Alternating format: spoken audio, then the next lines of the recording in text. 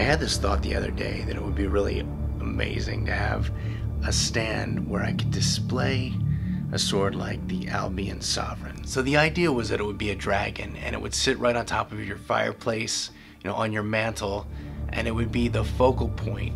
So adding something to the sword, not trying to take away from it at all. I've made one other sword stand before. It's the oak one that's on this table, and it's just made out of a post. It's just sort of carved very, very easily. Nothing special about it, but this would be something special. It sort of goes back to the iconography that exists during medieval times in manuscripts and in stories where knights are slaying dragons. And this sword would actually either fit through the back or would go right down the throat of the dragon. When I see it like this, it's sort of like slaying this dragon. That's what I think of anyway. And so this is what I want to make. So the first thing we need, as always, is going to be a pattern. We need to transfer that picture onto this piece of paper, and then from there, we'll use that pattern to cut out some wood. And you could make it out of a single block, but I'm not going to do that. Now it needs to be pretty big, so I figured that this large piece of paper is going to be big enough without drawing too much away from it. Now the point of balance may be actually deeper. Deeper in this piece that we can't really get to, so it'll hold the sword, but it may not be the point of balance exactly. The first one here is not quite right. The jaw is too short, so I had to redo that, but I still like part of the top, so I used the top to trace onto this piece of paper the pattern. And so it's sort of just making it better and better. It takes a few attempts, but that's okay. We want to bring out the right look.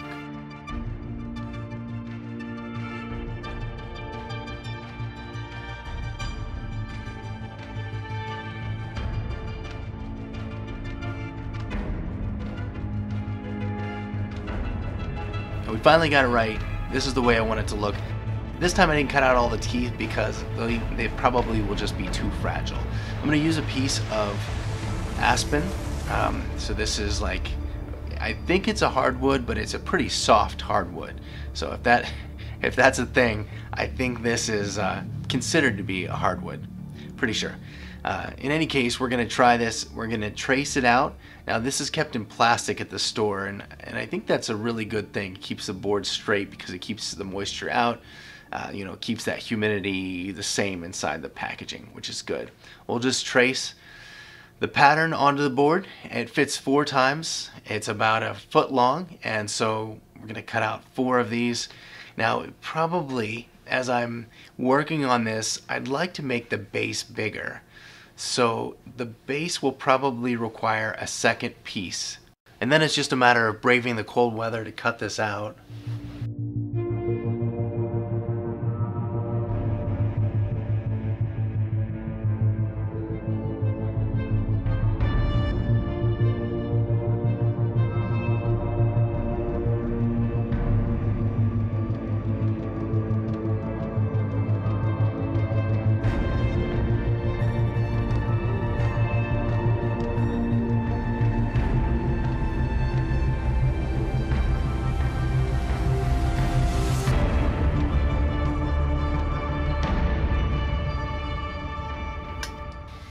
We've got 4 pieces, and we're going to glue them together. We'll let them sit for about 24 hours. I'm going to stack weights on top of this so there's a really good bond, and then we can begin carving. So this is just regular wood glue, carpenter's wood glue, and I feel like we want a lot.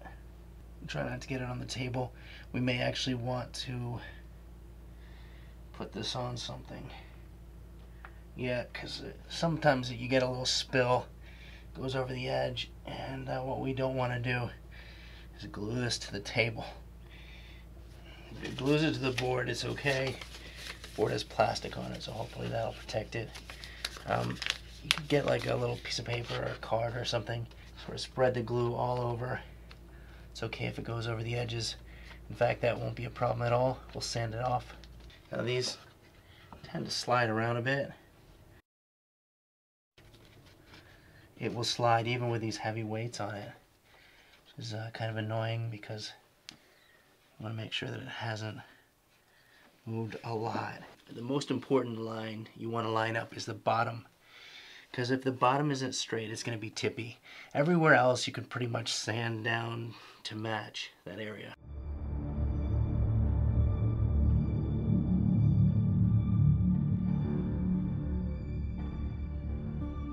Using a graphite pencil, it's like entirely graphite, and I'll use this probably the whole time. So this is sort of just a general idea where things are going to go.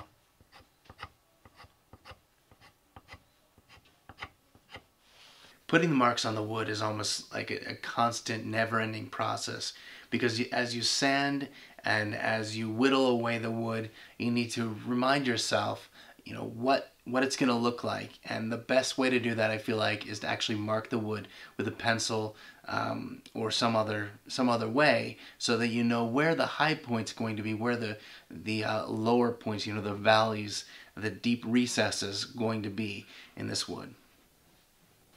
So just one thing I want to mention is that we're going to need to put the sword through it at a certain point. So before we glue the two halves together, we're going to create enough space for the basically cut it out, just like a scabbard would be cut out in a way. And so, you know, 2.5 inch line, 2.5 inch area here goes all the way through. So in order to be able to use it from both sides, if you do want to do that, we probably want to make the cutout not a tapering cutout. It would, instead of making it taper this way, we probably need just an even line that goes across so that it can be put through either side.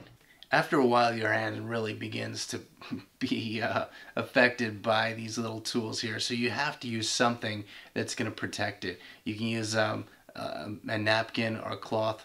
That's what I'm using here, but you can use anything you want. You could actually wear a glove if you want to.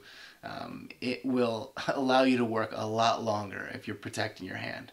And again, here I'm marking places where I want to make sure I remember where it's supposed to be raised. And so sometimes I'm cross-hatching, sometimes I'm drawing these concentric circles to remind myself that this is a high point. Sometimes I'm actually blackening something out or using cross-hatching or something like that, so I know that this is where I need to dig in to the wood. And it's really important that as I'm sanding it down that I redraw these lines, because it's actually easy to forget what you were thinking, what you want to put there. And if you take too much away, you know, you can't put it back. You can go deeper into the wood, but sometimes you're just creating a lot of extra work for yourself. So you know, just my aim is to make sure that I've always got it marked what I want to see in the very near future on the wood.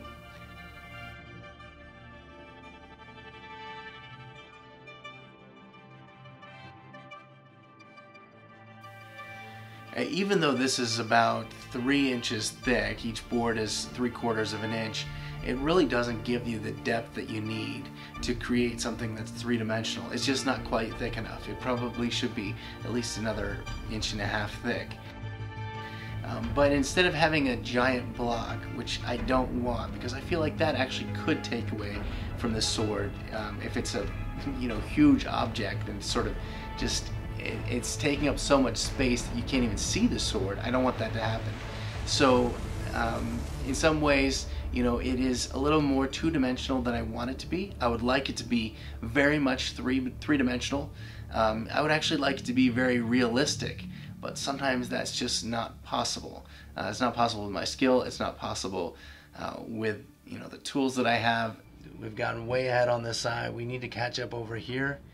You can almost see some light at the end of the tunnel here. Not quite, but we need to cut out the inside, and we've got some of this smoothed out a little bit, but lots left to do.